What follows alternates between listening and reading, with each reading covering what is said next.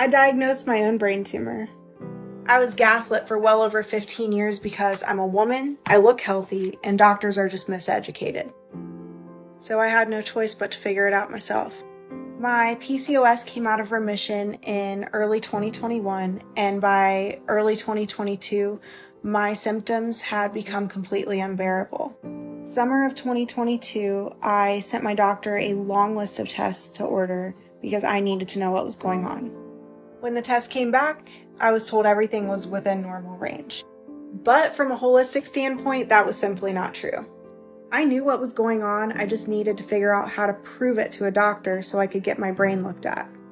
Wednesday, September 14th, 2022, I had my first appointment with my new OBGYN, and I brought my test results, my family history, and a list of all of my symptoms. I stated my case like a lawyer in a courtroom. She wasn't sure if I was a hypochondriac or if I just really knew what was going on with my body. I do commend this woman for taking action because, if she left it to the doctors, she could have probably been waiting a lot longer than what she wanted to. So, for sending all this list of tests that need to be done, not everybody does that. People will just wait for them to come through, so it's good that she's been proactive in prioritising her health first. At one point, the whole tone of the visit changed. After 15 years, she was the first doctor to agree that it was not normal that I would lactate without a pregnancy, and also agreed that it wasn't normal to have missing periods at 31. She got really serious and said, "You're right. We need to get your brain looked at immediately." But MRIs are very expensive, and the only way to get insurance to pay for it is to have 2 consecutive positive prolactin tests. She handed me a paper and said, "Go immediately to get your first one now, as soon as you leave this office." Then she said, "As soon as those results come back, we're going to order the second test and go ahead and get your MRI." So I go straight there, and the next morning, my prolactin levels are sky high. My prolactin was 132. Anything above 30 is high, and I was in the range of a pregnant person. She called me right away the next morning and said, "I put in an order for another test. I want you to go first thing in the morning." So Friday morning, September 16th, I go in and I get my second prolactin test. This time I was at 145. She immediately ordered an MRI. So here we are with 2 extremely high prolactin tests and an order for an MRI. Before the end of the day Friday, I had an appointment for an MRI with the Cleveland Clinic.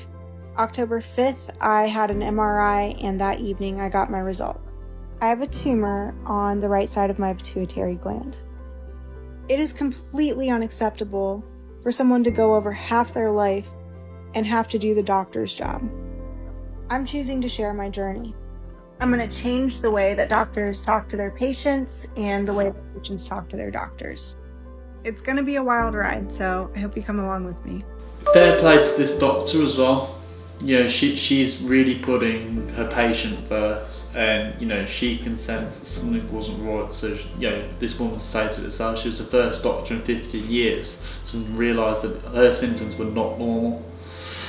15 years is a long time as well. So the fact that a doctor's sending these tests and telling to go immediately, and then calling her the next day to get some more, is it just shows that she cares, which is all you can ask for. But the fact that her prolactin levels were 132, which a high is considered as 30, which is what she just said.